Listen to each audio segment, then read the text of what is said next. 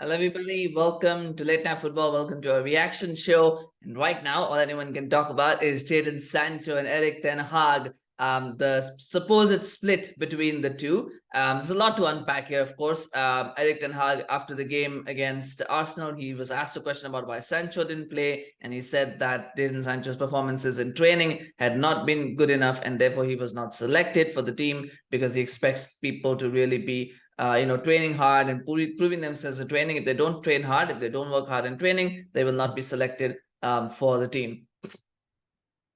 Now, in response to this, Jadon Sancho has come out and said that that's not true, that he actually always is committed to training. He always gives his all when it comes to training and will continue to fight for the club until the last day he plays. Now, that last part is a cliche statement that I never like to hear from players. Even when I hear Harry Maguire going like, I'm going to fight for my place in the team and all that, notice how it's always the guys who are on the outside looking in that always talk about how they want to fight for their place. It's never the people who are in that say that. So, or that I want to fight for the club, I want to give it my all. They don't have to say that. They don't need to say that, right? It's always the people looking from the outside looking in who have to say that. And I feel Jadon Sancho, I feel now, is someone who believes that he's on the outside looking in. And then, of course, more rumors have come out about whether he's, that he's apparently sourced out Cristiano Ronaldo. He wants to go to Saudi Arabia. Remember, the Saudi Arabia transfer window is open for another 3 days. So technically, that is still an option. I don't think those rumors are true. I think those are just made up rumors by someone who's just wanting to stir up nonsense. The same thing with Piers Morgan, who's like, come to my show, and we can, get you out of the Ten Hag nightmare. That's all ridiculousness. What I do believe has happened, I think, is that Erik ten Hag has run out of patience with Jadon Sancho, right? He's given Jadon Sancho a lot of opportunities. Had him on a special training regimen away from the club. Brought him back, reintegrated into the squad. Tried to play him as a number 10. Tried to play him as a left winger, right winger. He's done everything that he possibly can, and I think he's just finally realized that this guy is beyond my help. Like, I can't do anything more to help him, and it doesn't look like he wants to be helped. And so, therefore, not necessarily put out the same. I think this was kind of like the last straw, so to speak. Was like, I'm going to leave him out of this big game. Right, this big game, I'm not going to play him, and then we'll see how he reacts to that. Does he react positively? And tomorrow, when he shows up for training, he will be extra motivated, he'll have that desire to come back, or will he simply go and sulk and start asking for a move away? Now, I'm not saying that Sancho is doing that he's sulking. I'm not saying that at all. What I'm saying is that might have been the last test. We'll have to wait and see what happens in the next 2 weeks.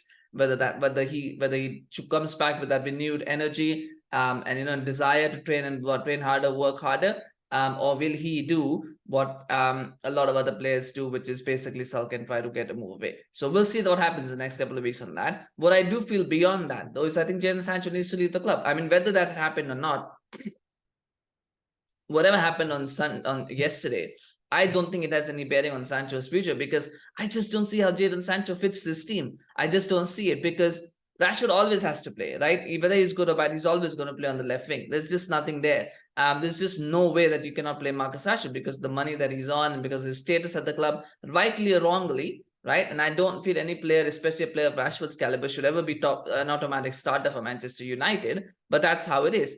Bruno Fernandes is never getting out of that number 10 position, and Jadon Sancho isn't good to play as number 10 either. You've got Antony, who's a right winger, who a lot of people marginalize and malign. But the reality is, if anybody watched the game yesterday, you would have seen why Antony starts. Not because he's not very good going forward, and I will accept that every day of the week, but his work rate is phenomenal. His work rate is beyond what anybody else can offer. Pellistri, the reason why Pellistri doesn't start is because he doesn't have the work rate. If Pellistri had the work rate of Antony, he would have benched him a long time ago. Maybe Ahmad will, if he can get that work rate. But at the moment, Antony's work rate is unmatched. And in big games, you need that. If United had 3 or 4 other players who could score goals, nobody would question Antony's place. The reason why he's questioned is because Rashford, Bruno, Martial, these guys don't score enough goals. United don't score enough goals. So you need another winger who's also going to get you goals and assists. And his numbers are not that good, but his work rate is phenomenal. You can see the difference night and day between him and Sancho if they ever play together, because that's just the way it is. And then there's the false 9 position. I think he could do a job as a false 9. But again, playing him as a false 9 means, again, you're losing on the goal scoring output. Because if there are 2 wingers who could score goals, Rashford can do that. You need another right winger who can score goals, and Sancho works as a false 9. Maybe again, if with Ahmad, maybe it works, but Ahmad is not playing at the moment, so there's nothing there to be said about that. We don't know how good he's going to be. At the moment, you need a proper out-and-out striker for Manchester United, and that's got to be Hojlund. And so Sancho can't play there. So he's got 4 positions where he can't play as a starter. He'll be a sub. a bench option who would play here and there. You can't have somebody on 350k a week who's going to play who's going to be a bench option. That just doesn't work. So I just don't see a future for him at this club. He's got to leave the club. Much like Maguire, he needs to go somewhere else, rebuild his career. He probably is suited to Germany, maybe Spain. Whether clubs from there will want him is another matter. Maybe Saudi Arabia is an option for him, considering the wages that he's on, considering the transfer fee that United would likely want for him.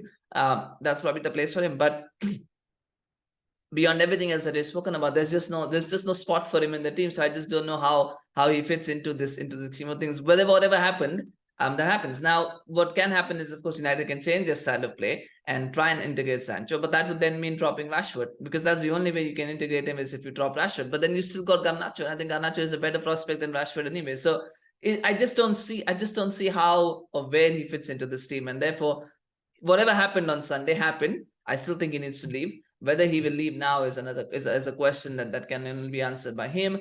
I don't want to get, we're getting a lot of speculation. Is his attitude good? Is his attitude not good? I mean, yes, in the past his attitude has not been good. Even at Dortmund, he's had issues with training and all of that. We've seen the reports about that. But I don't want to judge him based on the past, right? Let's talk about now. We don't have all the information that is there now, and things that is never come out right away anyway. It takes time. So let's see what the news brings. I don't want to speculate, and that's therefore I don't want to speculate on his attitude. I just wanted to speculate on his future at Manchester United, which I feel he has no future at Manchester United. Whatever happened, on Sunday, irrespective of that, I just don't think he has a future at Manchester United. This might accelerate it, and we might get a transfer sooner than we had hoped. But it still will happen in the next 1 year. It will happen. He will leave by the end of. He has to leave by the end of next summer. He has to, because there's just nothing there for him. Anyway, share your thoughts. Smash. Do you think I'm being harsh on Sancho? Do you think he actually has something to offer to this club, to the football club? Let me know in the comments. Of course, I will love hearing from you guys. Smash like if you enjoyed this video. Subscribe to our channel. We're getting close to 410 subscribers, so please help us reach that mark. We always appreciate your support. Thank you so much for watching. We'll be back with more episodes. Take care. Bye bye.